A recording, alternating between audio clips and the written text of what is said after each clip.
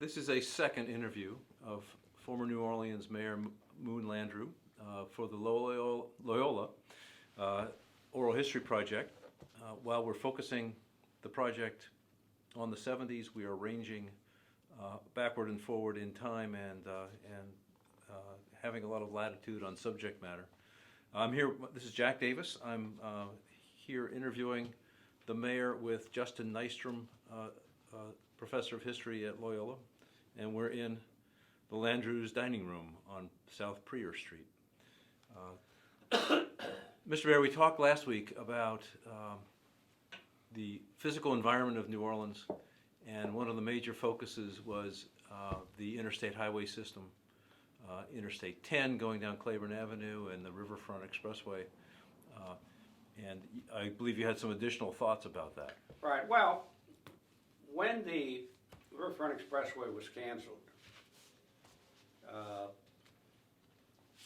it brought to mind, or I should say brought to mind, it focused some of us, particularly was I focused on, well, what do we do about this? And as I stated earlier, we were then able to build this Washington Artillery steps that and look over the seawall and get to the river. So that was one thing. But it occurred to me that, and not only to me, this was happening across the United States, that we had somehow to deal with the automobile. It's not that the interstate highway system was bringing too much traffic into the cities. As a matter of fact, as we pointed out, it was essentially helping to depopulate the inner cities. But old cities like New Orleans, much of which was built before the automobile came, found itself under great stress with the automobile. I mean, if you looked at the French Quarter, which was one of our prized possessions,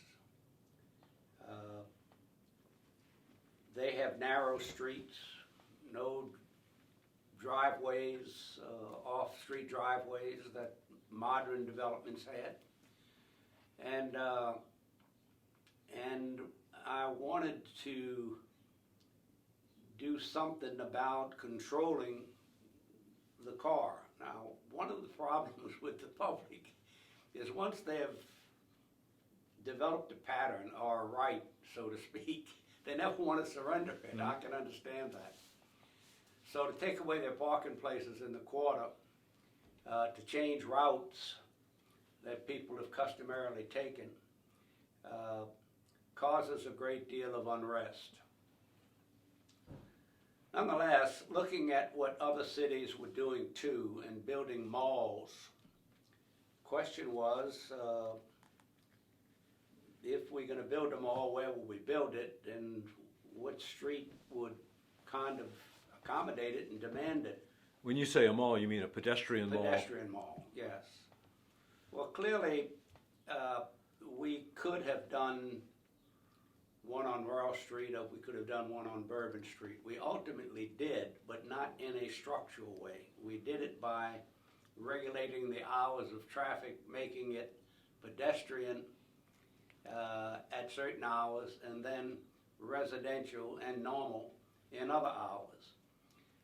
That was an accommodation for people's businesses to be served, for traffic to be accommodated, but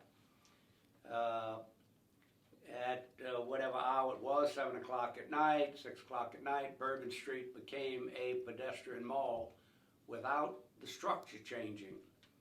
Because in many other cities, they just decided to either eliminate the cars altogether or to develop a kind of zigzag path with a slight possibility of the automobile going through at any time of the day, I guess. I just didn't think that would work for us on Bourbon Street, no, on Royal Street. And surprisingly, here we are, 40 years later, and that system still is in place. I'm not saying it can't be improved. I'm not saying it ought to be in place.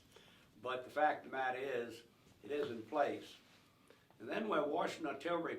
Can I ask you one question about that? Who were your allies at the outset of that? Did you have people supporting you, or did you have to push it through against There was not doubters? there was not allies in the beginning. Many of these ideas came from my traveling around the country. You learn a lot by traveling if you're really looking rather than just enjoying. If you're examining, for instance, I was in New York City and I ran into Paley Park, and I said, you know, we can do that. So that's why that little park is on Bourbon Street across from the hotel. Now, I'm not talking about the development of it or what it looks like now. I'm talking about just an open green space. Obviously, the thing has changed over the past 40 years in a number of different ways. Did you have when you were changing the traffic patterns to encourage pedestrians in the French Quarter? Did you have opposition that that was notable? Well, yes, there was a great deal of opposition, obviously, from the people, both from the public who wanted to use the streets and from the business communities and business addresses that were on those streets. You don't try to run over the opposition. Right. That's not the point. You try to show that this can work. Let us try this.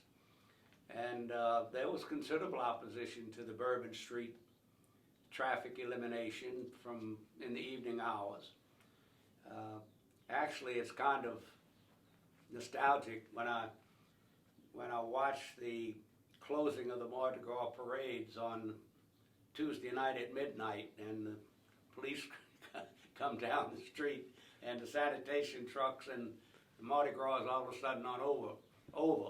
Well, it's kind of what we did with Bourbon Street. None of that was out planned all in advance. One idea builds on another.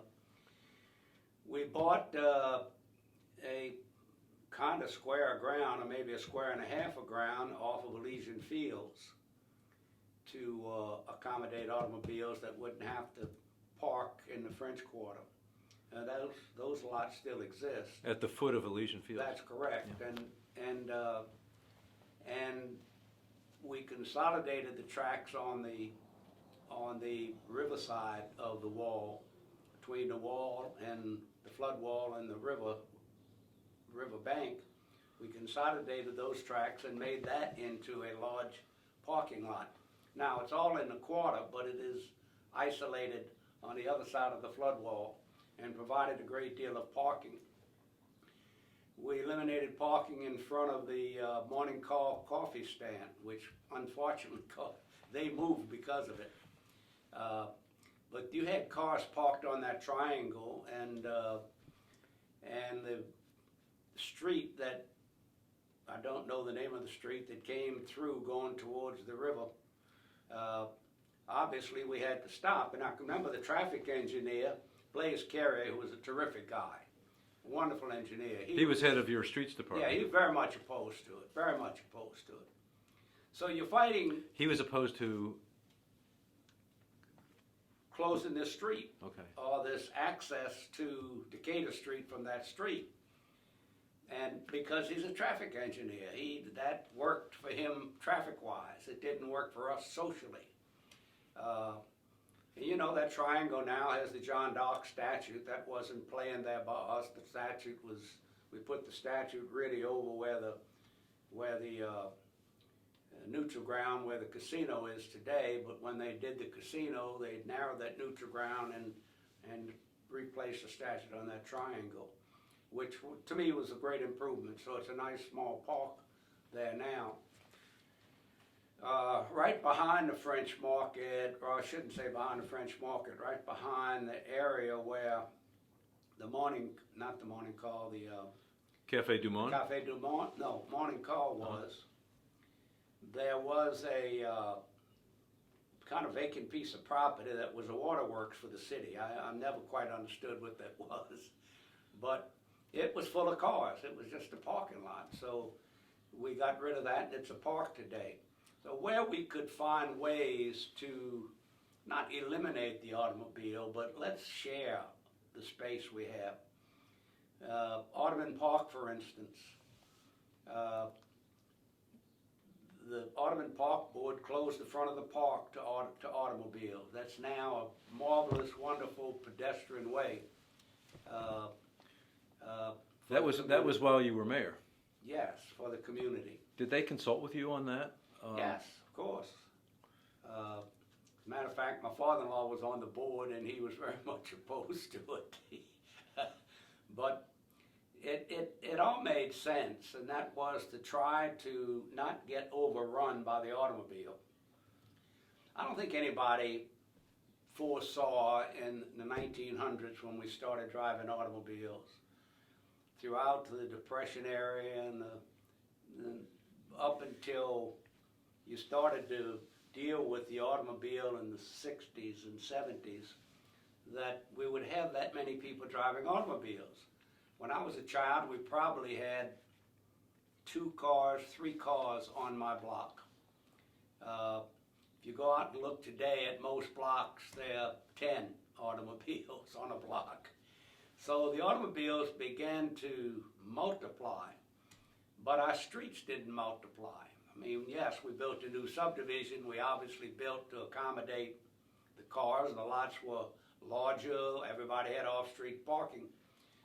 But what about the number of automobiles that are now jammed down into the central business district, and particularly in the French Quarter?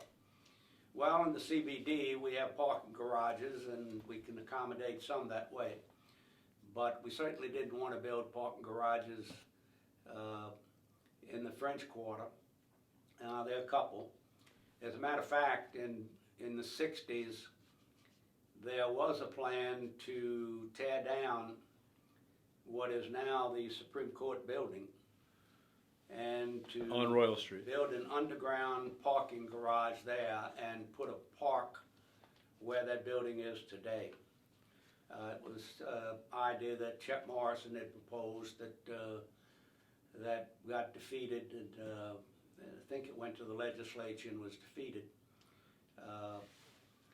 So that we went a period of in the 70s, I'm not saying 60s didn't deal with it, the 80s didn't deal with it, but 70s seemed to me, with the elimination of the expressway through the quarter, began to focus us on automobiles and trying to get some basis of accommodation between pedestrians and preservation of the quarter and traffic.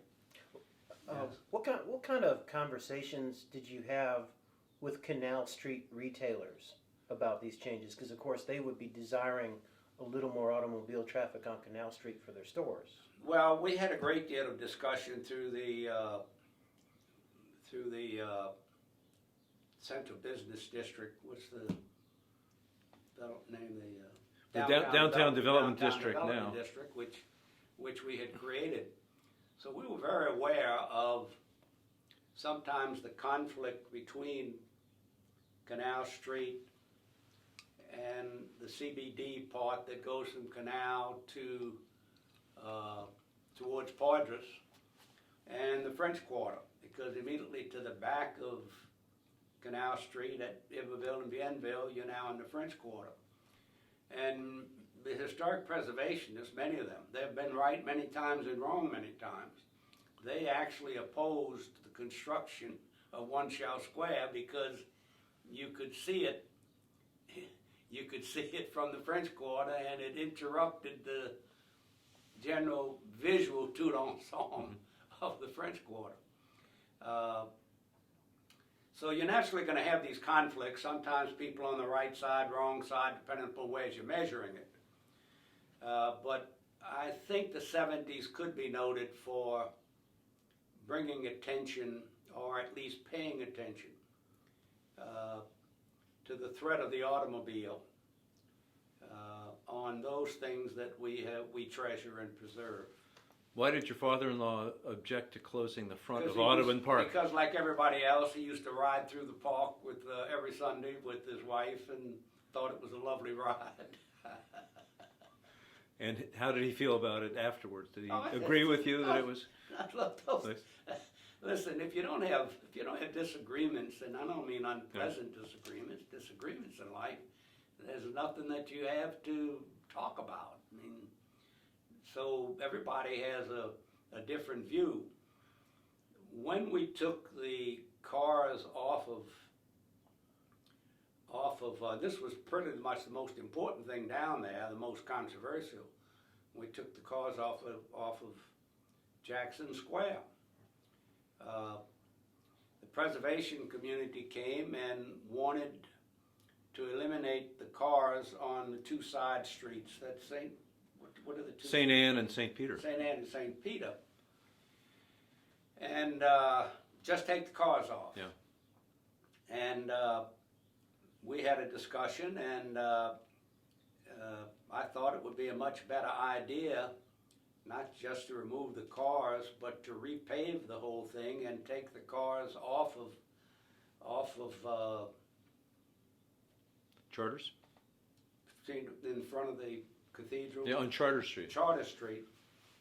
And of course, at that point, they objected strongly, just strongly, because you were... Who was they running, in that? This is the I president. don't recall who it Yeah. was, the preservationists and the French Quarter folks.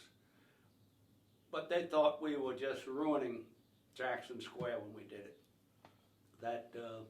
And I asked them, I said, well, what's historic about this 1930s concrete, asphalt we've got?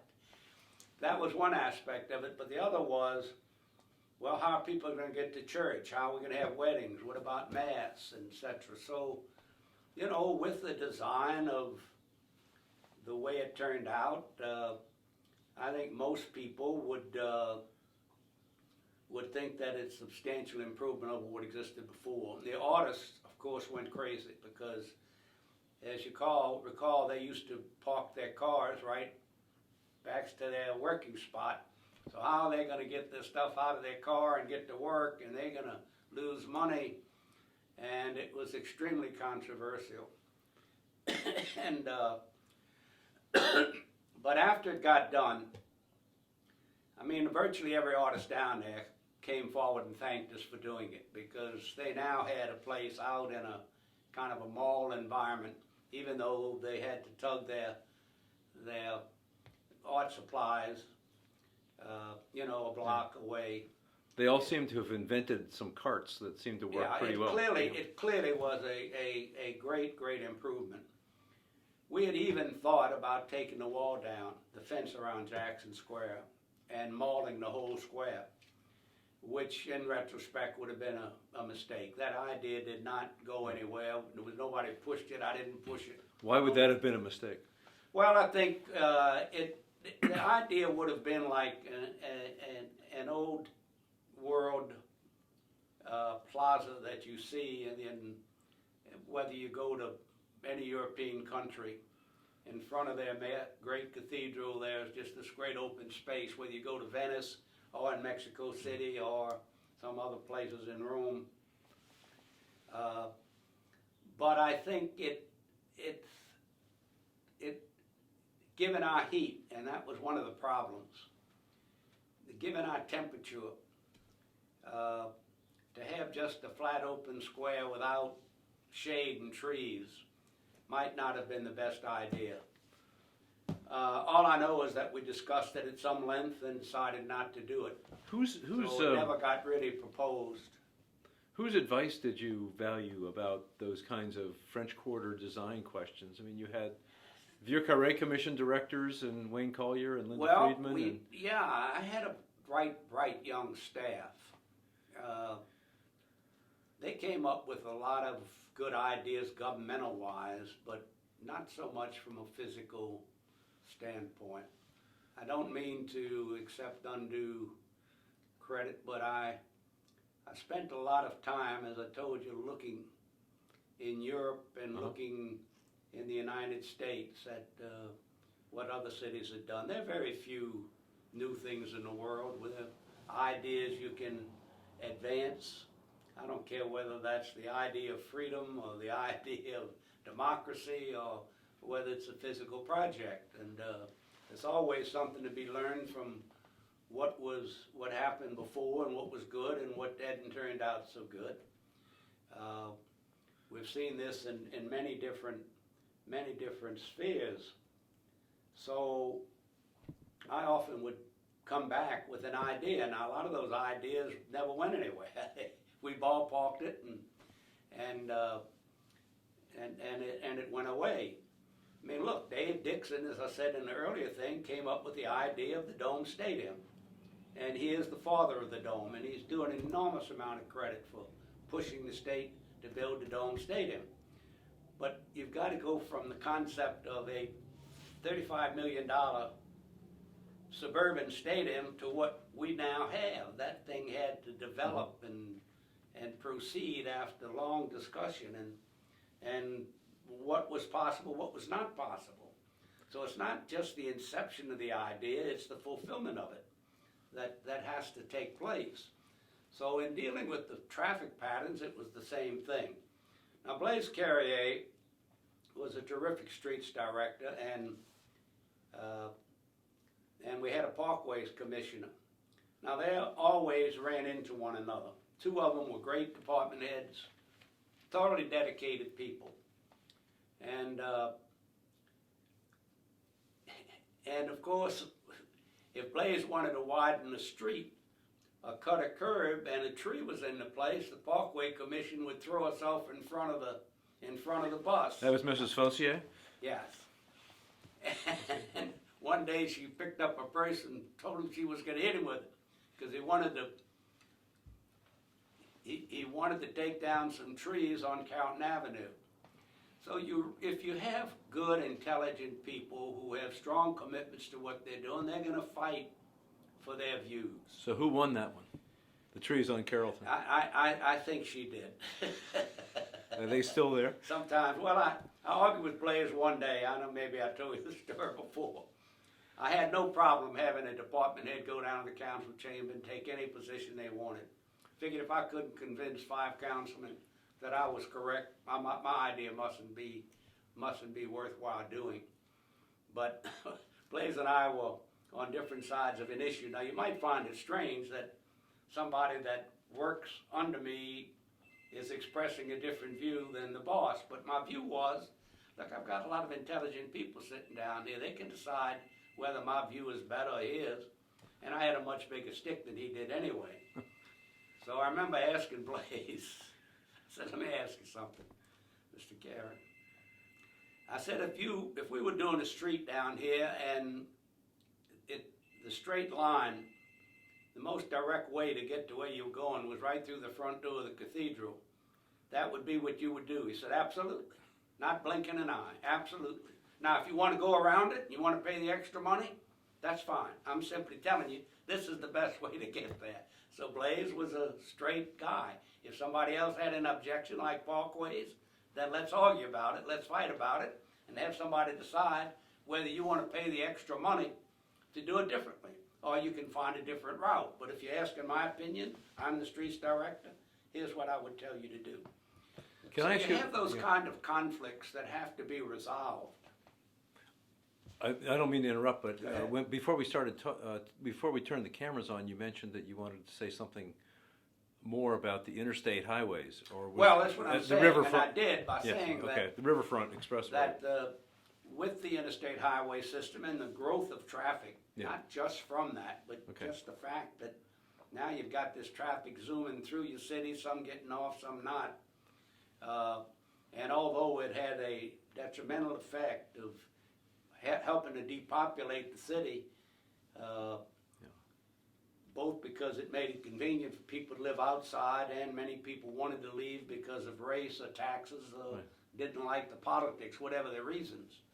Cheap land, good loans from FHA, VA for new houses. All of those things, it wasn't as if somebody shot a gun and said, let's argue about this. It's a development that's taking place and you either see it or you don't. It's the plates moving under you. And transportation was certainly one of those plates. Okay, well, I wanted to make sure we gave you I'm enough. covered on it. Another thing that we touched on in previous conversations is the the trajectory of the political organizations that once were Well, so powerful in New Orleans, and then those political organizations got eclipsed. were very powerful in Louisiana on a statewide basis, and in New Orleans, and also in Jefferson Parish. And the reason for that was television hadn't reached its full potential. And the way we campaigned back then, or the politics was conducted, was in the country on the back of a pickup truck, outdoor rallies, in the city, more door-to-door walking. And so it took organizations to do that. You let me dwell just with the city. You know, we've got 17 wards in the city of New Orleans. It was just an old setup for forever for the city of New Orleans.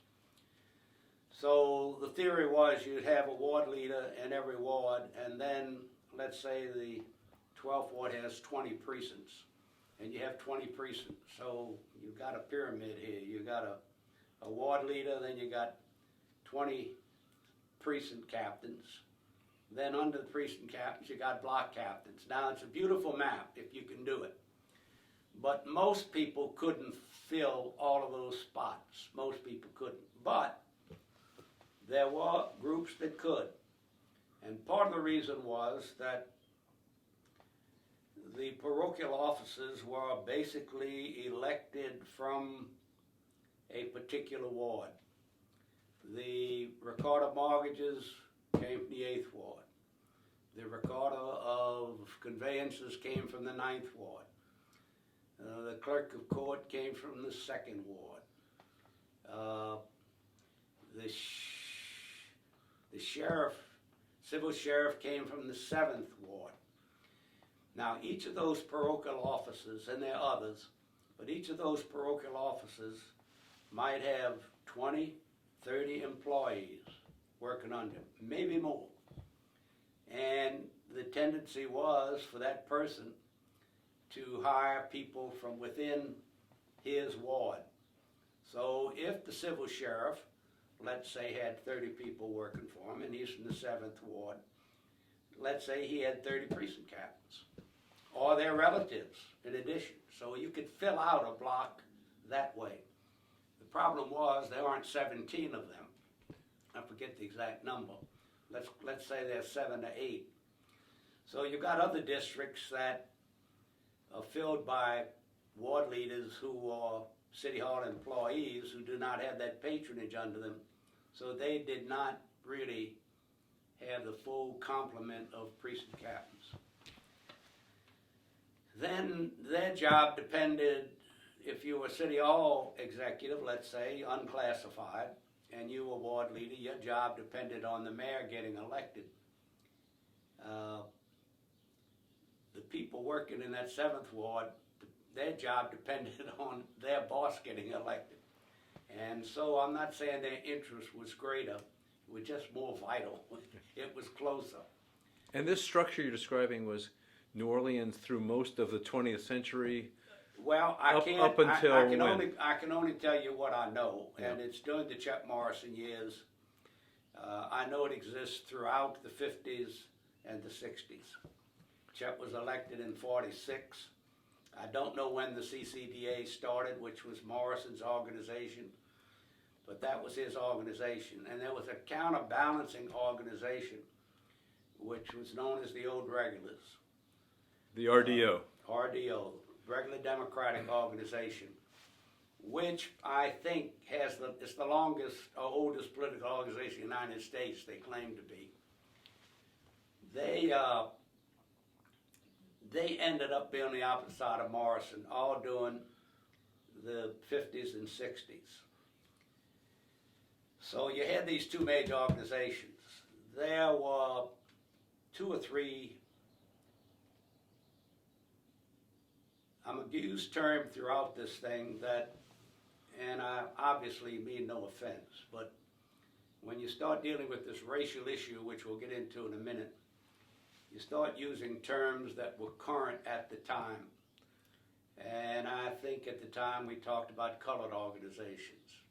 Black did not exist as a term to be used, and African American didn't exist as the term. So there were a couple of colored organizations that, using the term then, that were essentially auxiliary to the white organization. Now there was no black patronage. Because of Jim Crow, there was no black patronage. So you didn't have black employees that were part of a structure, either under a municipal employee or under a parochial official or anywhere. But there were other favors that could be done for those who were supportive of you.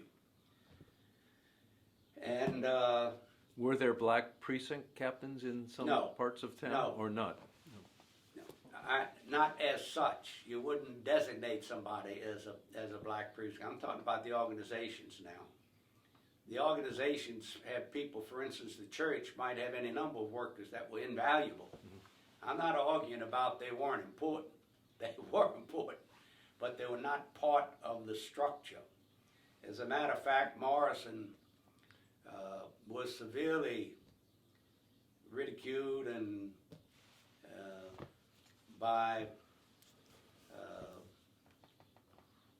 Long and others for having such close ties to blacks. Now look, some of these terms are ugly. From the day I served in the state legislature, the very first day, and I'm not saying the very first day each, I got to be known as a socialist, a communist, and then Moon the Coon, and then an N-lover, and they didn't use the letter, okay? So those terms were just thrown about. Now Morrison had never said he was for integration, but he did have major black support. And so he was castigated for catering to the blacks for political support. He was castigated those who statewide. Huh? He was castigated Yes, statewide and by Earl yes. Long and And those were days when you couldn't be seen shaking hands with the black. I mean, this is, don't measure it today. It was wrong, it was ugly, it was stupid. But that was where it was. And you're talking about up through the 1950s into the 60s? Well, up to 1970, really. Mm-hmm. Okay. In the race for mayor in 1970, we had some active racists running who were strongly outspoken, crazily outspoken about race. That was in the Democratic primary? Well, essentially that's the election. Yeah. There were no Republicans of any kind. When you could have I had a general election, but it really was not an organized election, so to speak. But in 1962, in 1962, now that's 8 years before I got elected, I was running for councilman at large on the Adrian Dupont ticket, and we were supported by the Morrison organization, what was left of it. Skiro had half of it, and Dupont had half of it.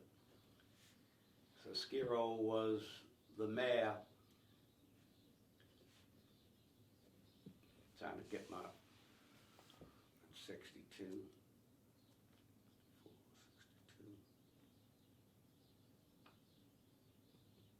So he was running for mayor, for re-election as mayor at that point? Let me hesitate just for a moment Okay. and see if I can get my date straightened out.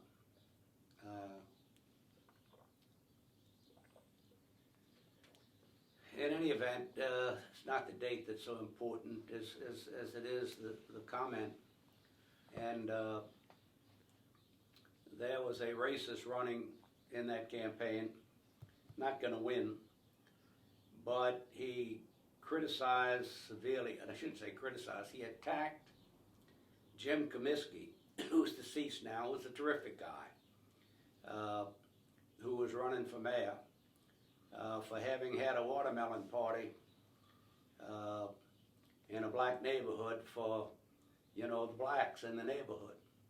I mean, it was a whoa, I mean, and it cut both ways, both in the terms of the white community. The white man was going into a black neighborhood, essentially to solicit votes, which all of us did, but it wasn't to be that public.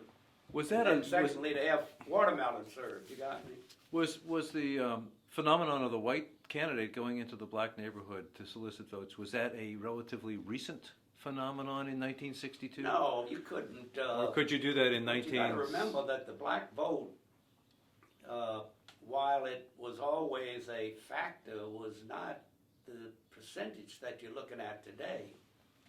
I mean, you might have been looking at 10% or 15% vote. I'm not saying that it wasn't important. That 10 or 15% was always important. But the voting rolls of the African Americans didn't expand really until the Civil Rights Act, and then it exploded as we pushed it. Was in I tried, I think I said this to you earlier, I tried to change the voting registration form in 1961, I think it was, because I thought that form was so discriminatory, which prevented people from, intended to prevent blacks from voting. I was unsuccessful, but surprisingly got a lot of votes for my bill. Now that was the statewide voter registration. Statewide voter registration form. And that was in your first year or two as... in the state legislature, yes. In 1962 municipal election, where you were running for council at large and Adrian Dupont was running for mayor, was there a growing sense that the black vote was going to be important? And was it necessary to build relationships? Well, it depends upon where you were running. Mm-hmm. Clearly in the city of New Orleans, as today, it's far more important than it was in parishes that had virtually no black registration. I don't mean zero, Right. but very limited black registration. But in New Orleans then, was it? But obviously it didn't work for Dupont and me in 1962 because Mayor Skiro ran a straight up racist campaign on it and had Jimmy Davis come down and campaign with him. What kind of man was Adrian Dupont? Terrific guy, very bright, very moral, very smart, across the board. I don't think Adrian was the best politician, and I don't mean that as criticism, it's kind of a compliment. He tended to be a little, I don't know quite the thing. I consider him a great friend, and he was a great senator and a wonderful judge. I couldn't praise Adrian high enough, but there were aspects of him that he could have done better politically. As I said, that's probably a compliment to him because he had some edges that didn't work for him. When did you first meet him?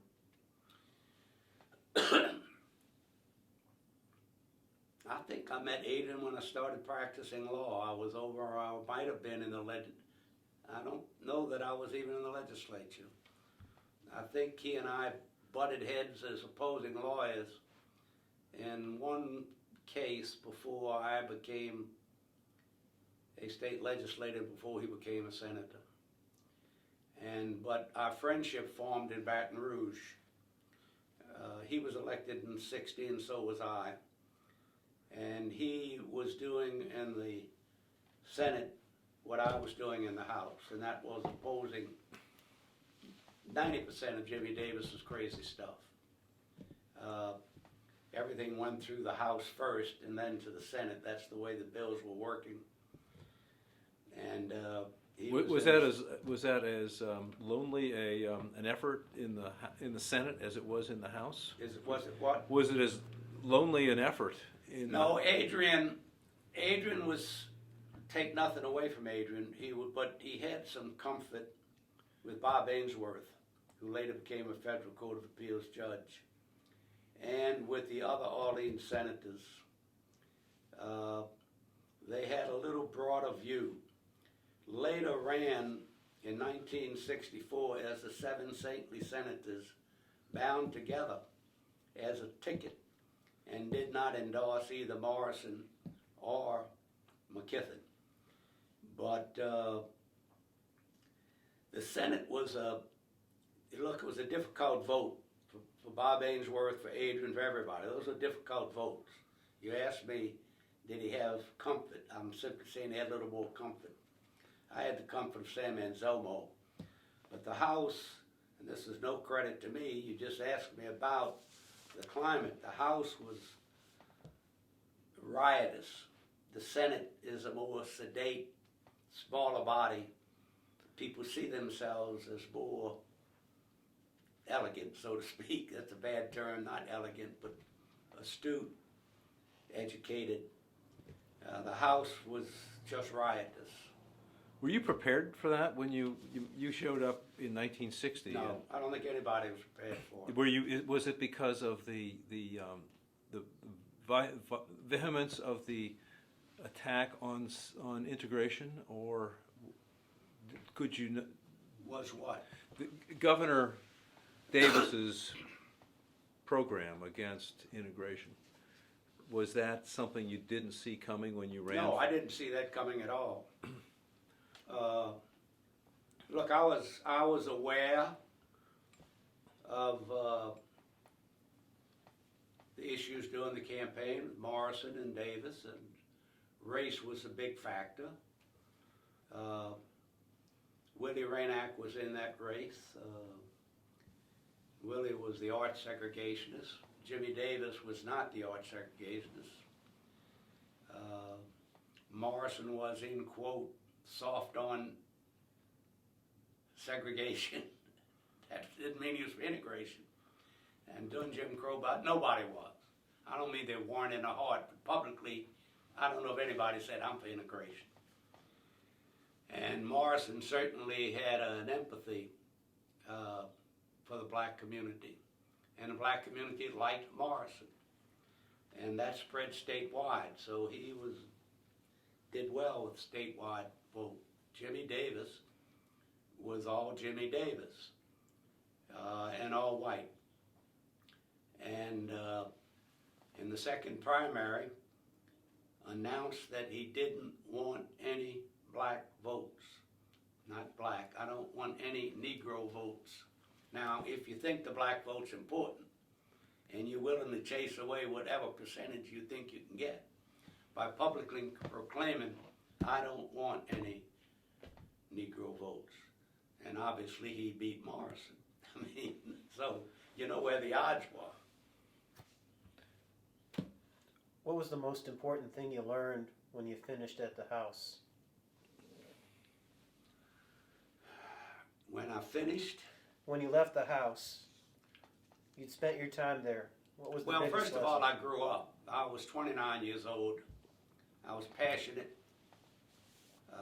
deeply committed to what I believed in, but clearly I lacked maturity. I wasn't crazy, I wasn't stupidly courageous, but I was not very fearful. I felt that there are other things I could do with my life, and I had a Christian Catholic upbringing of do good. Martyrdom was not something to be shunned, though I never went out of my way to throw myself on a stake. I wanted to be smart, but I had my limits. I avoided voting against things that meant absolutely nothing, but were designed to put you on a petard. But if it came down to matters of what I considered to be conscience or substance, I tried to be faithful to what I believed about it. And so, as I said, I'll get more credit than I deserve. I was at times the only person to speak against issues. Sam and I really took turns each time something came up that we were opposing, to where we were the only two. Finally, it didn't start out that way. Maybe there were 20 votes on our side, and then it dwindled down to where Sam and I were basically the only ones, if not voting, the only ones speaking on issues. Speaking against the segregation Against the issue. So you have to picture this. You got 100 legislators, and the vote comes up, and the segregationist gets up and gives this firebrand speech. Now the vote's going to take place. Now maybe there were 6 people, 7 people because of their view of politics or conscience, call it what you want, would have voted with us, but we're not going to speak. I mean, not everybody wanted to get up. There was one television station, which was Channel 6 at the time, because television was new. I mean, it wasn't brand new, but it didn't have the kind of coverage you have today. And so I would either hit Sam on the shoulder, he hit me like it's your turn, my turn, and we get up, take turns. Then, as I said, there were. Did you get equal time? Pardon? Did you get equal time on WDSU Channel 6 when they were covering this debate? Did you? Yes, and that's the whole point. Right. So you had as much time as the segregationist. Well, I absolutely did, and so did Sam. And as I said, there were times when both of us spoke. I mean, it wasn't just a matter of your turn, Right. my turn. Both of us said, I'm going to talk on this one. I generally had a little more airtime than Sam. And you didn't get 5 minutes. I mean, you got 20 seconds, 30 seconds. But the tenor of what the debate, people didn't really know all the time what you were saying, what you weren't saying, or what the issue was in depth, but they understood generally. And so you immediately developed people who really thought that you were just wonderful because you were courageous. If a black person came up to you and said, "Thank God for you," another white spit at you. It was a very difficult time. Did that pretty much define the way those constituencies looked at you back home in New Orleans? Well, I don't have any doubt that if I had wanted to change who I had become, I would have found it extraordinarily difficult. I'm not saying people can't become chameleons and deny their past, but once you were labeled with this racial thing, when I walked out of the house after the very first session of the special session, Sam and I walked out, got in Sam's car, and went to the hotel. And that's where we were waiting. We were on a line waiting to get in. And as a matter of fact, this was not those special sessions. This was in the very first day of the legislature. And it was Your first day? very first day, the issue came up to reconstitute the Sovereignty Commission. I'm pretty sure that was it, rather than the Joint Legislative Committee on Segregation. It was the Sovereignty Commission. Now I didn't know what the Sovereignty Commission was. So it was one of those automatic votes. I mean, if you ever heard, even watching Congress, they mumble some things and then it's without objection, so ordered. Well, once they did that, I raised my hand and said, "I want to be recognized." And the speaker said, "Well, for what do you want to be recognized?" I said, "Well, will somebody please explain what this is for and why we need it?" Well, there was dead silence in the chamber. Guess I was so young. And a debate erupted. Did you know what it was for? And I had an idea. Uh-huh. I mean, I generally knew Sovereignty Commission, but I didn't know the guts of it. And what was it for? It was an established commission to preserve the Southern way of life. That's what the Sovereignty Commission was, or the states' rights, which was the Southern way of life. And that was broader than the Joint Legislative Committee on Segregation, which just dealt with the black-white issue. Sovereignty meant lots of things, states' rights to do anything the state wanted to do. So did you get an answer when you asked that question?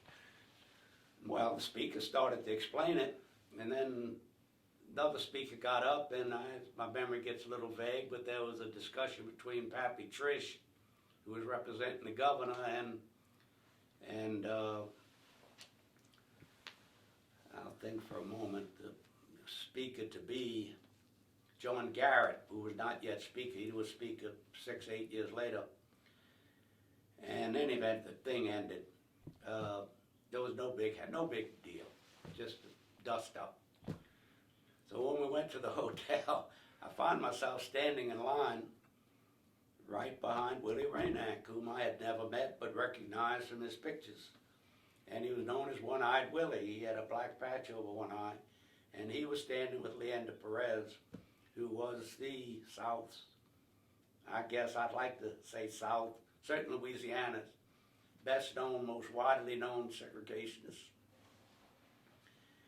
And Willie Raynack, who was standing, my chest is to his back, he turns to me and he looks me in the face, and then he puts his finger in my chest and he said, "We know your kind and we're gonna get you." So, in my bravado, I told him, I said, "Take your best shot." Really, I wet in my pants is what I did. But I did say that to him, and I'll repeat the story because it obviously means something to me, but yes, you got a mark, and you were labeled, and that's where it is. And that you think that continued through with your relationship to political constituencies from then on? Well, I don't think it had any question about it, but more than that, you either decide who you are or who you're not. I mean, I wasn't looking for this. I wasn't trying to be a hero. I wasn't, and I don't consider myself a hero. But it was there, and it happened.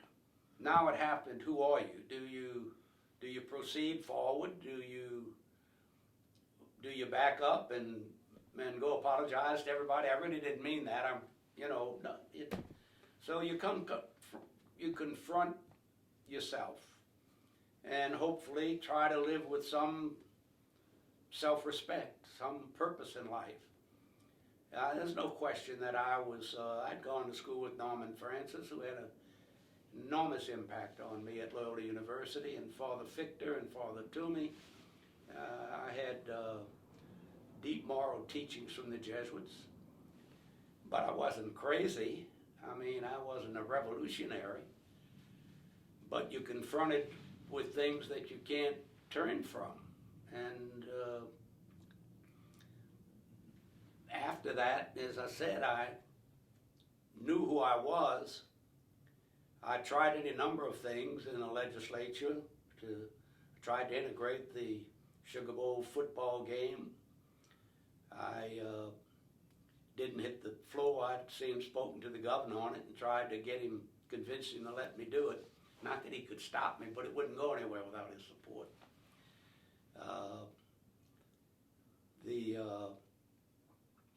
The voter registration thing, which when you think about it is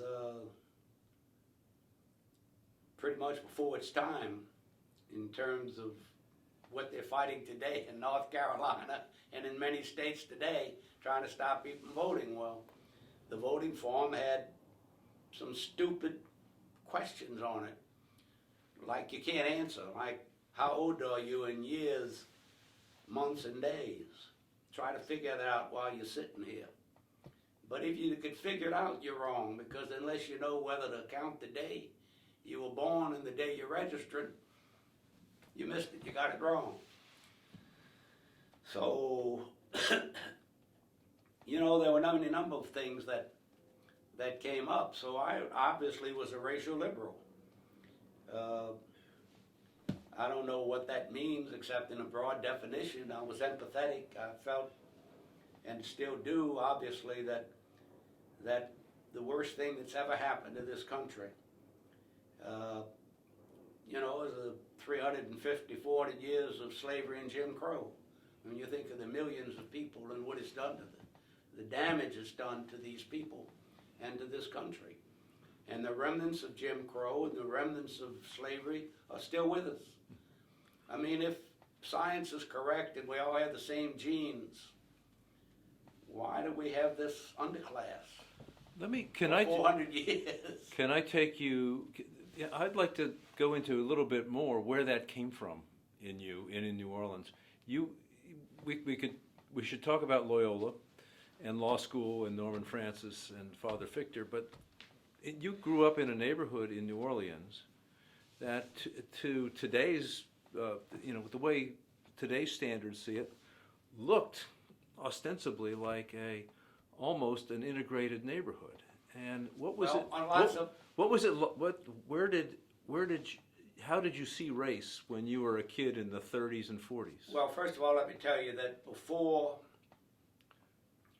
Lakeview was built, think of all of Lakeview, before New Orleans East was built, before the new subdivisions in Algiers were built, and we had 650,000 people in New Orleans. There was virtually no white neighborhood.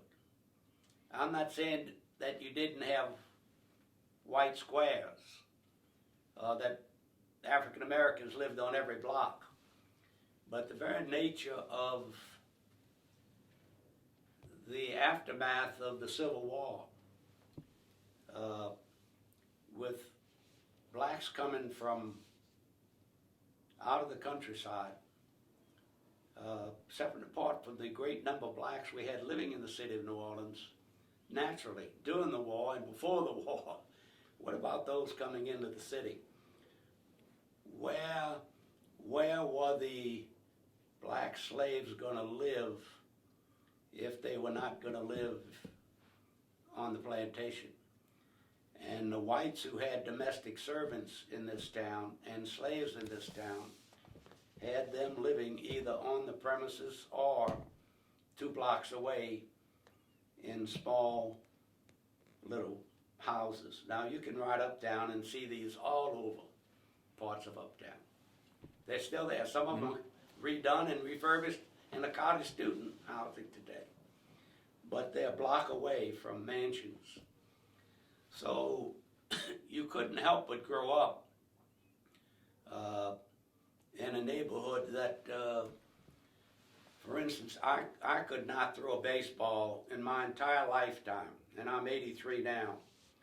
I could not throw a baseball further than my closest black neighbor. And that's been 83 years of living, because there are no neighborhoods that weren't close proximity. Now somebody else might be 3 blocks away. Somebody else might be 4 blocks away. But it was the housing pattern. What my parents taught me was they were very simple people. My father had a 3rd grade education. He was a very intelligent man. Mother probably added a year of high school, I don't know. Don't lie, don't cheat, don't steal, and don't hit girls, and play fair.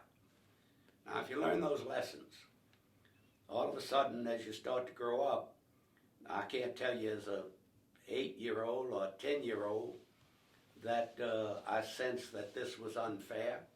You lived in a society. We were all races. It was just this. It was the way society was. Blacks lived there, we lived here. They stood in line, we went forward. We went to the white movie, they went to the black movie. We were all races. I began to see some unfairness when I got on a bus. Why were there, or a streetcar, why were there empty seats and these people have to stand up? I'm not saying I went into any political action. I can just remember thinking about that as a child. This doesn't make sense. That's not fair. That they're empty seats and they can't sit down. It really wasn't until I hit Loyola. I'd never been to school with a black or a colored guy. We told off-colored stories about coloreds and blacks in the street. You know, street teachers, a lot of terrible stuff. And at Jesuit. I didn't say Jesuits. I said streets. Okay, but in high school, you didn't. It Wasn't did taught this. anything ugly. It was taught racial justice, but no big emphasis on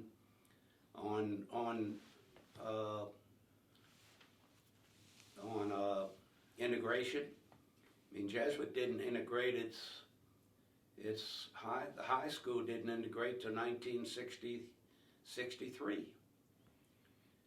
Loyola University integrated the law school in 52. So you're talking about a span of 11 years. And Loyola wasn't integrated when I went there in 48, but I began to listen to Father Fichte, who had done a book on integration of Matadala Rosa Parish, for which he was severely criticized. That was your parish. Pardon? Was that your parish? Yes. One of my parishes when I was young. Father Toomey was outspoken about racial justice. So, and I'm getting this in 48, 49. Then in 52, Loyola integrates by admitting two colored guys, Norman Francis and Ben Johnson. And I was president of the law school. And I made friends with Ben and Norman, and frankly, Norman and Ben is dead, and we were friends too, but he was an older person, vice president of People's Life Insurance Company, but Norman was my age. And we have been friends since that date, and our kids have grown up together. We're very, very close friends. And he has done so much for me in the way of educating me, not because of his preaching, but just talking and understanding Norman. He's a great guy, superhuman being. I'm very indebted to him. Were you in the same class at Loyola Law School, or? Yes, we were. However, I was a year ahead of him. But we ended up, because of the Korean War, Loyola had accelerated its program to where we were going in the summertime. There was a there was a trimester instead of a bimester. So I got into law school in 52. So I had a spring semester and a summer semester, and Norman came in September. So we went the same year, and the classes were mixed up between first year, second year, third year. Once you started doing that, running 3 semesters.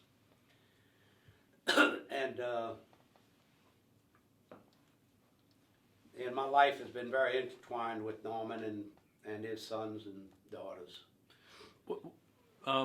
Well, you're in law school, and 2 black students just show up. Was there an announcement? That's was the way there? Loyola did it. How was it explained? There was no announcement. There was no announcement. And why did they? Did you ever find out from them why they did it then? Well, they had tried before. There was considerable resistance to doing it. Several other blacks from Xavier had applied. Now, I mean, I don't know how to explain this because I wasn't there. When Meredith entered the university in Mississippi, I take it that Meredith just didn't walk up and say, I want to come to school. I mean, it didn't happen that way. But the Jesuit fathers, the Xavier nuns, the priests, I'm satisfied, encouraged Loyola to integrate. Loyola is a Catholic institution, and the Catholic Church had not led on this issue. In this occasion, they did. And after discussions for a couple of years, they finally decided to integrate the law school. Now, they didn't integrate the colleges, they integrated the law school. The law schools, I don't think, integrated to 59. That was some 7 years later. The college was it? College. Yeah. And at the same time, but a little bit, a little bit before Loyola, Spring Hill integrated its college, I think a year before. I'm not sure about that. A year before, and then Loyola integrated its college. But they integrated the law school in 52. So, you know, I met Norman and saw that he was smarter than I was, he was better looking than I was, and he was a good human being. And we became friends. And that friendship has served me well my whole life. But obviously it changed a lot of views that I had. I had very few myths left about blacks. I mean, you grow up in the streets of New Orleans in the 30s, you could hear as much trash as you wanted to hear. Not only about blacks, but about Italians, about Irish, about girls. I mean, I won't embarrass you telling a number of stories that the street taught me that were not true, that I learned were just myths. And 99.9% of what I'd learned, if not all of it, about blacks in the street was myth. So all those myths were put aside. Now I'm dealing with reality and human beings. I had traveled with Norman and a group of students from Xavier to a conference in Lafayette of Catholic college students. And there was only one other Catholic student that went, I think, from Dominican, was then a college. And I remember saying, why don't we stop and eat? And they say, wait a minute, we can't eat that. So I took that personal. What do you mean I can't eat that? Well, I really wasn't thinking. Well, if you wanted to stop and go to the bathroom, same thing. I traveled to Cincinnati with a delegation from Xavier to a national conference. And I remember teaming up with a black male. I forget his name, and I'm embarrassed about that. And we going to have lunch together. And we stopped in a place, and we kind of picked it out at random. And I was curious about his demeanor. And I asked him, he said, well, you don't know, Moon, whether you can come in. There's no laws against going in. But you don't know whether they're going to serve you or not if you're black. I said, what are you talking about? We're in the North. He said, I know where you are. But there are plenty of places that are segregated. It's not Jim Crow, it's just voluntary segregation. He said, you know, in a way, it's much better being in New Orleans and Louisiana than it is up here. Because at least in New Orleans, Louisiana, we know what we can do and what we can't do. When you come into these areas, you don't know what the rules are. When did That story has stuck with me for a long time. When did you start thinking that you could do something about this? Was it while you were in law school? Was it when you were practicing as a lawyer? Well, I read a book.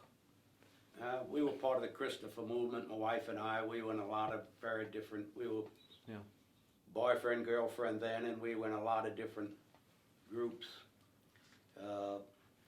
I was president of the Loyola University student body. She was the outstanding girl on campus. We were deeply involved in student activities. And one of the groups was the Christopher movement, which was a Christian thing about do good in life. And I read a book That, I'm not telling you it was a eureka thing to me. It's what you're searching in life, what I want to do, where I want to go. It said politics was one of those careers that you could make a difference. I had become a lawyer by accident because I was had a 4-year baseball scholarship, and because Loyola had accelerated those programs, it threw me out of school. Technically, before the last baseball season was over. So you had to go to law school in So order I to went play to law baseball? school, yeah, in order to play baseball. And rather than just stay out of school and take 3 hours somewhere and kill time, I said, let me go to law school. And so I went. I didn't intend to be a lawyer. I was going to be an accountant. And I fell in love with the law. Well, when I'm you just read a lucky boy. when you read the Christopher's book, and it said that, did it say that lawyers could change the world, or that? It had a bunch of professions in it, and maybe it was also the fact that I had become president of the law school and president of the student body. It got into my blood.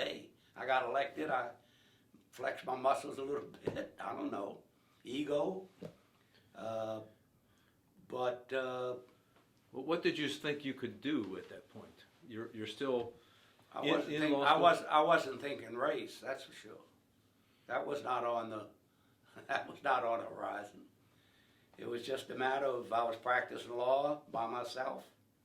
Caligaro had just joined me a year earlier. We were on Broad in Washington, a walk-up office. But he and my other partner, Charlie Cronledge, came. I'd practiced for a year by myself in that walk-up office. And I began to get interested in things, and I don't know how you can pinpoint any one factor. It was just a growth factor. Verna was always encouraging whatever I wanted to do, and she was on the student council, so there were these various seeds planted. And as I recall, the Christopher book had mentioned that also. So I'm not saying it was just a Christopher book. Yeah. It was a combination of things. When did you first think that this unfairness that you've mentioned that you saw as a child and as a student and as on these trips, the unfairness regarding race, when did you first start thinking that you could do something, that you needed to do something about that?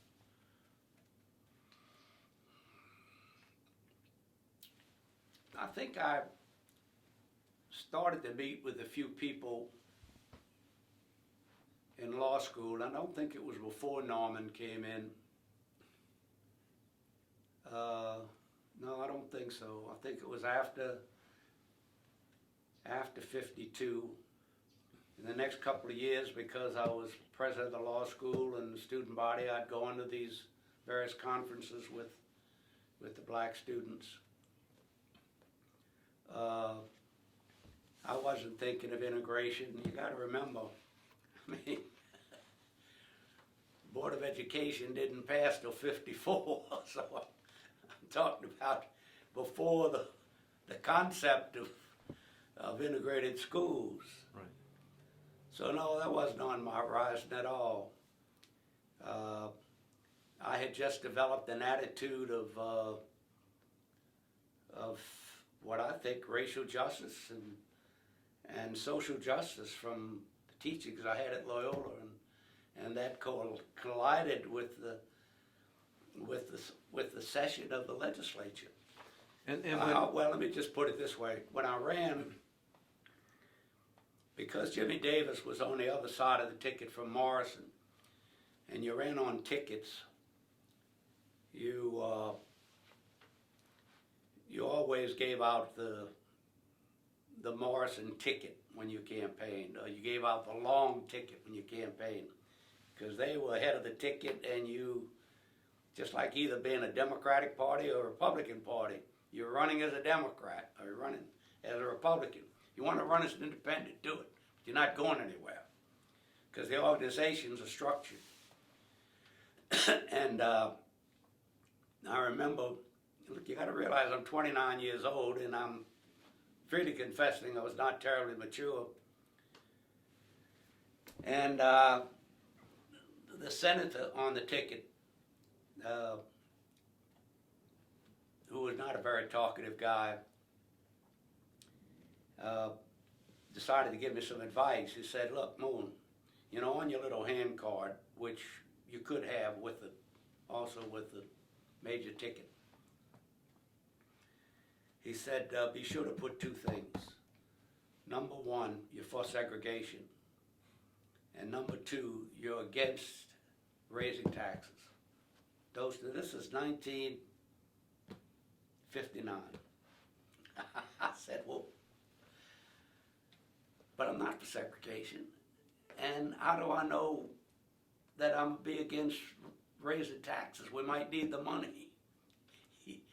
He said, do whatever you want to do, and walked away from me. He was giving me plain advice. You want to get elected? Here's what you put on your card. I don't care what you think. Just put that down. So I didn't do it. So you asked me when did I first start thinking about it. I knocked on doors, people spitting in our face because we were for Maurice and he was an end-level. When Willie Rennick put his finger in your chest and told you that he knew your kind, or whatever it was he said, what was he talking about? Was he talking about just the question you had asked? Yeah. About? Yeah, that he just saw that It was just that one incident. He didn't. Yeah, I was on the opposite side, and I'd run a Morrison ticket. He didn't have a dossier on Moon Landrieu. No, they know who you are. They know who you are before you went there. I mean, the smart guys have got figured out who's a Morrison guy, who's a Long guy. That's all they knew. Just that I was on the opposite side. Same thing with Sam. Yes. What kind of conversations were you having with Norman Francis in 1960? Nothing outside of any other thing with law school. We probably... But when he was working for the Department of Justice, were you talking about these issues? Who? Norman Francis, because he worked a little bit. I wasn't aware that he worked for the Department of Justice. I'm not. Because I thought he worked for DOJ for a little while. I'm not clear about that detail. Yeah. Okay. I have no recollection of Norman working with the Department of Justice. Okay. He may have. Yeah, I may have misunderstood that in our interview with him. But did he introduce you to any people who were one day became more important in the black political community?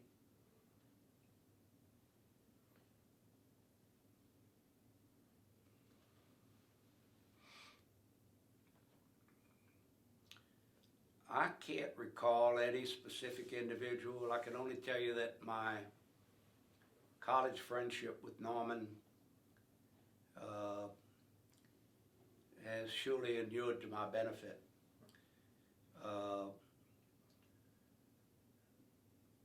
And let me move on to that, but before I forget the story, you asked me about law school in Norman. We had a little club by the name of Loyola Law Club, I forget. And it had only about 12 of us in it. And there was also another club that was more social, a fraternity. I'm not sure all we did was have one social event a year. Plus we were supposed to sit around and talk about law. And after we took Norman and Blanche and Ben into the club, and there was a discussion among us whether we should invite them or not. I was very much in favor of it, so was Pascal Caligaro and Jerry Fedorov, all of our friends. He had no opposition within the club. A couple of people might have had some mild objection. But, so we've now integrated our club. Well, we go to have our function and we can't have one because there's no place, and we hadn't thought about this, where we're going to have our social function once a year. And we'd normally invite some prominent lawyer to come address us. So we had no place to hold our function. So I invited, then I said, well, I'll tell you what, just go to my house. We'll have a crawfish party in our backyard. Won't be our normal high stuff, but we'll have our social function. And I was living on Nelson Street. So we had crawfish in my backyard. And You were living with your my mother and parents. father. Yeah. And on that occasion, and I'm somewhat reluctant to tell these stories, but my mother was a very good human being, but she was born in 1903, she was a segregationist like I was as a child. I mean, you lived in the environment, you lived in it. But now I'm in college with a little bit of education, and she told me the next morning, she said, Moon, why didn't you tell me that colored people were coming to this party? I said, I don't know, Mom. What happened? She said, I was embarrassed. I said, well, this big colored man came to the door, and it was Ben Johnson. I had no idea what he wanted. Now, you just got to think of my mother, good person, not dumb, but not highly educated, and you're talking about stuff that you and I can look back today and say that's crazy, but that's life. No black had ever come into our house on a social basis. We had black servants, black cleanup people, we had a little grocery store, we gave blacks free food, I don't mean we were a charitable organization. My mother took the children and put them on a scale and weighed them. We paid they would leave money with us to pay their electrical bill or whatever bill came due, or the insurance collector came around, so that they would come to our little store and we would give them the money. And if people didn't have money to buy groceries, they wrote out a ticket and stuck it on a nail on the wall. So we were kind, not, out of the term I want to use, benevolent, paternalistic, but not socially integrated. So I said, well, Ma, would it have made any difference? He said, no, but you should have told me. And I realized that I should have. And I apologized to him. But I knew it wouldn't, I had enough faith in my mother and father that I knew they wouldn't tell me no. It wasn't through fear that I didn't ask them. It was not necessary to ask them. I was just too far. I was too many steps ahead, that's all I'm saying. No, they never would have told me no. They would not have objected. But it takes time for people to grow.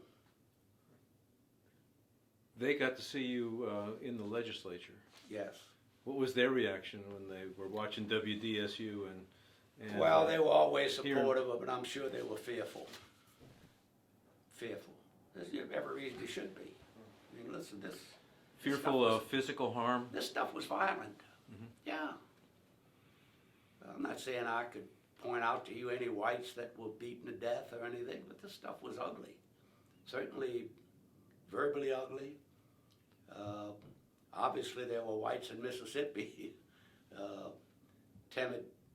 Emmett Till, whoever the other kids over there, I don't know which one, the white boy, there were 3 of them that were killed. Right. Schwerner, Cheney, and Yeah. Goodman. And that's Mississippi, but believe me, it was a difficult period. I'm not trying to exaggerate it. If all you had to do was look back, I mean, if you look at that side of it, let's move up to 1970. That's 52. Move to 70, and what have you got? You got the Panther shootouts, and you got the Mark Essex.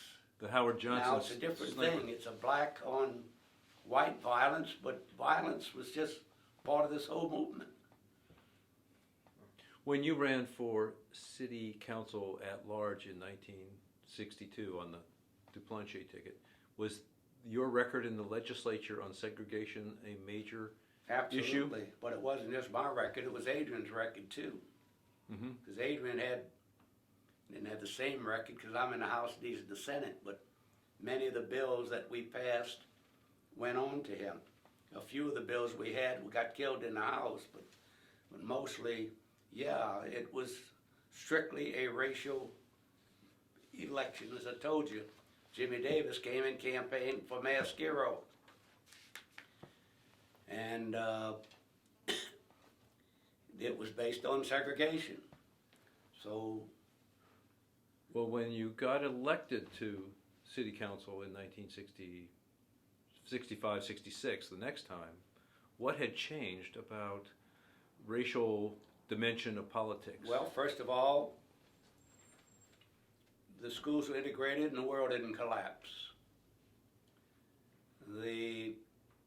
Many of the people who had supported, I shouldn't say supported, who were most outspoken about preserving segregation, ended up losing when they ran for re-election. Not most of them. I said most of them. I don't really mean most of them, but a number of them. Adrian got re-elected. I got re-elected. I'm only referring now to the city of New Orleans. I don't know how right. the people fared outside. Because times had changed. The world didn't collapse in 1960. The parochial schools integrated in 62. The church is now speaking out in favor of integration because they can't. They never spoke against integration, but they were certainly silent, pretty much silent about it up until that time. But now if they can integrate the parochial schools, you got to be for integration, right? I mean, your actions indicate you're for it. So circumstances had changed. I'm not saying that there was a 180-degree swing, but certainly by 1966, when I got elected to the council, my racial positions did only not hurt me but help me, because I ended up winning in a tough election. Could you see the growing number of black voters as a I didn't measure benefit? it. I wasn't that sophisticated. I could see the change taking place. And if it hadn't taken place even greater, I never would have been elected in 1970. When was the first time that you spoke in front of a largely African American audience?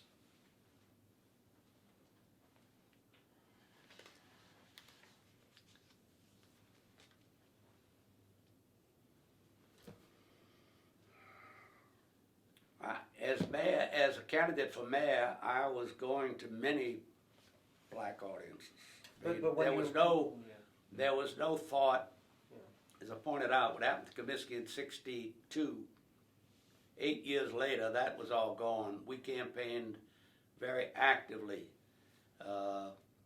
in front of blacks, and so did I in running in '66 for councilman at large. That had all passed in that 4-year, 6-year period. I mean, it's not as if you hit a gong, it just evaporates. Well, we were talking earlier about the political organizations, the RDA and the CCDA, and I interrupted you, I think, before you got a chance to talk about there's the transition to other political organizations. Well, the political organizations were slowly in the dying. '60s. I mean, the Soul and Coup. No, and Bold. not Soul and Coup and Bold. Uh-huh. They didn't exist. Right, but I mean, they came along. The RDO and the CCDA were slowly dying. And when, in my election, I didn't have either the CCDA or the RDO supporting me.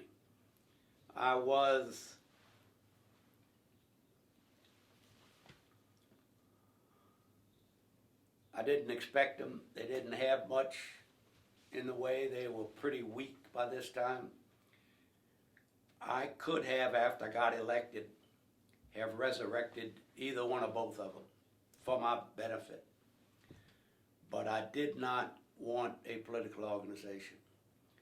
I thought they were not worth the time or the effort. I did not want to be having to hire only people sent to me by the precinct captains and ward leaders. It's not that I was pure. I wanted the prerogative of hiring who I wanted to hire. And I wanted to hire bright, smart, intelligent people. So I deliberately went about trying to eliminate them. Not by speaking, not by any histrionics, but I appointed a couple of RDO people in the administration. And I kept one or two CCDA people, like John Casarino, who was the leader or co-leader of the CCDA. But I didn't want the CC to do anything, so I captured their leadership by patronage and let them go. But I did see the value, not that I created them, I didn't, but I did see the value of black political organization building. But I'm not talking about the RDO and CCDA. Remember, they were grounded in parochial office holders, in elected assessors. Blacks had no elected officials. So you're talking about a different animal. You're not talking about ward leaders, precinct captains, patronage. You're talking about idealistic people who also want some patronage. And that was the RDO, and the Bold, Coup, and Soul. And there were others, but those were the dominant groups. I didn't have to control anyone, but I wanted to influence them. Vote for their elections, for people they wanted elected, and for people I wanted. Had they helped you in the 1966 campaign for city council before the mayor's race? Not by name, no. Those they didn't exist as far as I know by name. I could be wrong, but I don't think so. And did they come together, Bold and Soul? what? And did Bold and Soul and Coup come together on the occasion of the 1969-1970 mayor's race? Yes, but from different angles, and not in any joint way, not in any collaborative way. They were very independent of one another. And they each had their own constituencies They all and said- and their territories. Not only their own constituency and members, their own territory. Well, was this was a more desirable arrangement for political organizations than the patronage-based Absolutely. CCDA? Well, first of all, it was important to help move integration along. I mean, there's no question I had an enormous drive to integrate the political life of New Orleans as well as the social life of New Orleans and the economic life of New Orleans. It wasn't just a social thing of saying, wow, guess what, we got invited to a party.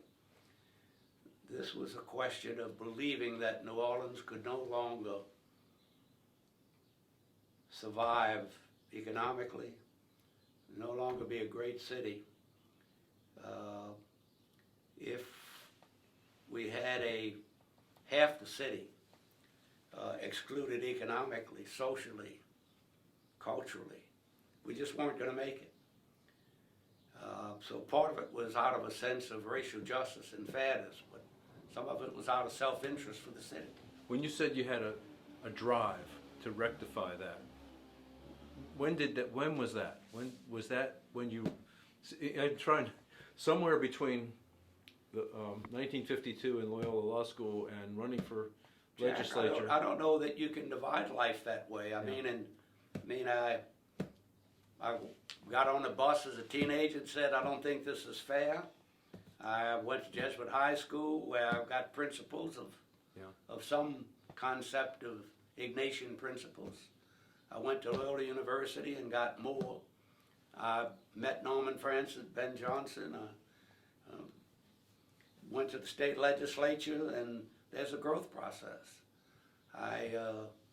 It kept growing. I was never flamethrower, never what you would call a revolutionary radical, but I knew that my term in the legislature was all defensive. I tried, as I said, with voter registration, tried, if not legislatively, at least through my powers, about the Sugar Bowl, because I didn't think we'd ever have a good Sugar Bowl if we'd had any black players. But I knew when I got elected city council, I could go on the offense to an extent. Mayor Skiro was mayor. I did not control, and the mayor is clearly the power under our city charter. But I immediately made some, what I considered to be very important moves. First of all, I read the charter to figure out what our power was and what it was, and most people don't read the rules. I read the rules. Sure enough. And I discovered that that it was the city council's prerogative to appoint civil service members, not the mayor's. But Mayor Morrison had been so powerful that he just gave the council the name and they approved it. Well, it turns out that the city council is the person that really has the authority. Now, they had the authority under Morrison and under Skiro, but didn't realize they had the authority. And so I went to Loyola University and asked them, would they appoint Norman Francis if I would nominate him? And I don't know whether I went to Norman first or Loyola first. Then, let me presume I went to Loyola first. And then I went to Norman. I said, Norman, if I can get Loyola to nominate you, will you serve on the Civil Service Commission? He said yes. He was teaching in a prominent position back at Xavier at this time. Might have been the president, but I'm not quite sure. So Loyola said, of course we will. And they nominated Norman, and I was president of city council. It's not that I could just anoint him, but at that point in time, the way I got elected with the black support I had, there was no white councilman, excuse me, not as a mayor, but as a city councilman, wanted to be seen as a staunch segregationist, still opposed Norman Francis, you know. So Norman got appointed. And he made a world of difference on the Civil Service Commission of how we hired black applicants and testing and every other way. Just an enormously important job he did on that commission. What was the other thing, when you were able to be assertive and affirmative and go on the offensive? Well, let me tell you a few What were the other things? Crazy little things. I'm president of the city council. Okay, I got to pick a minister to open the council meeting with a prayer. Just a formality. Call Father Jim, call Bill Smith, call. Black had never done it. I'm the first black minister. So I called up one of my black minister friends, said, would you please do it? So for the first time in the history of modern day New Orleans, a black minister opens a meeting of prayer, not a word said about it. When I was council. Then I wanted to take the Confederate flag out the chamber. And that was a huge issue. The council didn't want to do it. Eddie Sapel came to me because some people had come. I tried a year before Eddie got on the council. And then Eddie replaced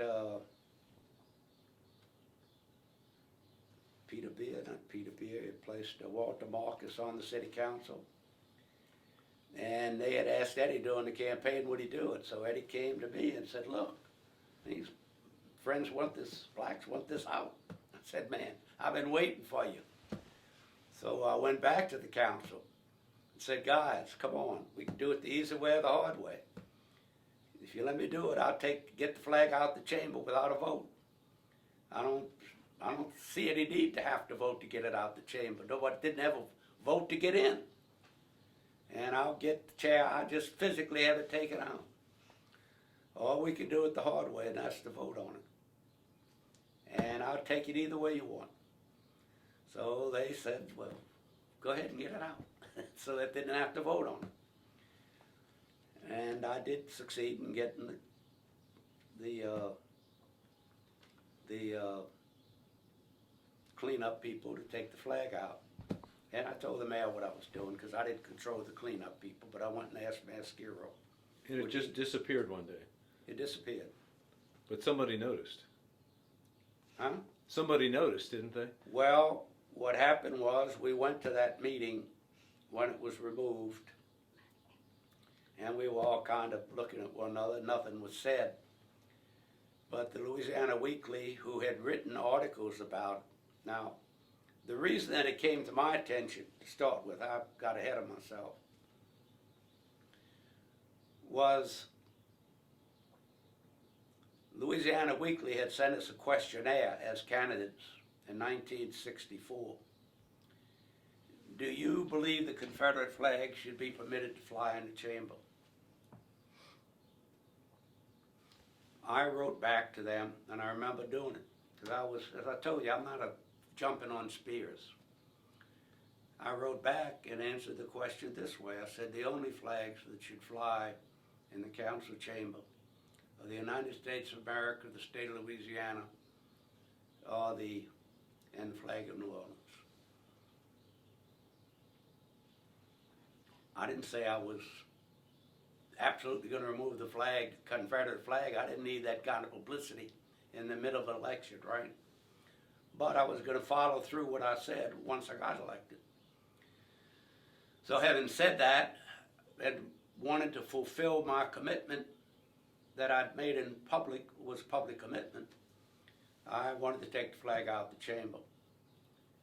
And that's how the story got going. And then the council wouldn't do it, and I didn't have enough votes to do it until Eddie came aboard, and now I had one more vote. And with one more vote, that's not full, but I knew I could get the rest of them. So we took it out. Then the Weekly, who had prided itself on having provoked the issue, wrote an editorial story about flag was changed. So the next 2 weeks, when we go back to the meeting, Leander Prez's people all in the chamber. And Was he there himself? no, he was not there. His chief lieutenant was there. I forget his name. It'll come to me. Most things come to me an hour later. So as we finished the meeting, a councilman says any further business for the council? Gets up and he says, I'd like to know, Mr. Mayor, under whose authority the Confederate flag has been removed from this chamber? And he knew that I did it, and he had been in my office. This is the councilman who asked Yeah, that. councilman. And he would stop in my office and say, is it gone yet? And I'd say, just don't worry about it. I'll get it done. And he'd come the next day, is it gone yet? So, but somehow he collapsed under the pressure and couldn't admit to his segregationist friends that he knew it was, and it approved it. So I told him, I said, well, I removed the flag, and I removed it with the approval of every councilman on this dais. I object, I did not approve it. Let's take a break. So I went back and drafted a resolution. Eddie Sape and I said, Eddie, we're not going to draft a resolution removing the Confederate flag. We're going to draft a resolution saying that the following 3 flags shall be the only flags to fly in the council chamber. And threw it on the desk. We had a big debate. They tried to add, some people tried to add this flag, 10 flags under Louisiana. Finally ended up being adopted with only 3 flags, but It was that it passed unanimously? no, it didn't pass unanimously. I think there were 1 or 2 votes against it. And I notice you're not mentioning the name of the No, I'm not going councilman. to, and I don't want to. I don't want anybody's family, their children. But remember, district councilmen run from different districts. I'm running citywide. A district councilman running from a 90% white district, this is not a very popular move. But the point is that these are not the big things in terms of like having a black minister say the prayer the first time in history. This is nothing to crow about, it's nothing to brag about, just another step that could take place. And unless you were thinking about these things every day, how about hiring the first black employee on the city council, even though it's a chauffeur's job? Small things, little things. How about civil service stuff? What about finding out their different pay lines in the Sewage and Water Board? Black pay line, white pay line. Hey, stop. I mean, there are things that you don't even know exist. I'm not saying that I didn't know some of this existed. Some that's stupid, but you don't think about it. It just, you go through life. There's a tree there, and it'll be there tomorrow, and it'll be there the day after tomorrow. It's just, I pass it up every day. Don't even recognize it. Remember the tree's there. So I just had a full, determined commitment that it was important to the city to get this done. And we moved on every edge we could, whether it was the Plimsoll Club, whether it was the Sugar Bowl, which I now took a different tack and went to the Sugar Bowl committee.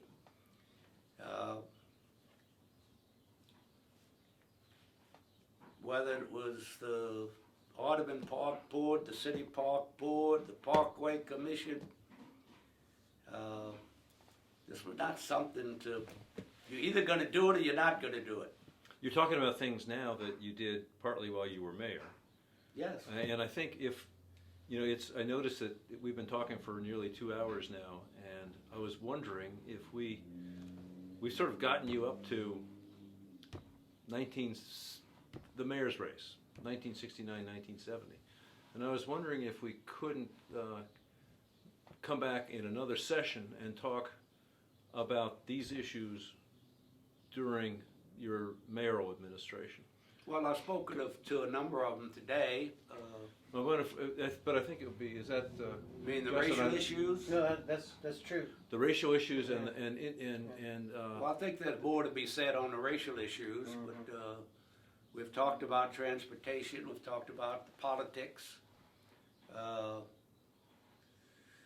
well, I've got more things to ask about. Well, you could ask anything you want, Jack. Could we prevail on you to do this in another Sure. session, and We we could just take... figure out what it is we haven't covered, so I don't want to keep going over, No, this the same material. This has been great. is very, very good stuff. This is Very good insight into... Jack, you know my limitations. I just don't want to get personal with names and people and places unless it's a positive thing, as with Adrian Dupont and with Norman Francis and Dave Dixon. But I wanted to give you a chance to explain that.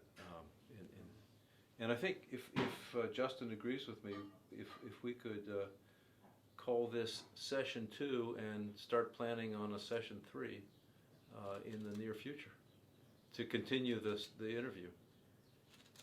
Is it all right with you if we have another session? Sure. Okay. Look, the only thing I get cautious of is clearly. You put your camera off, please.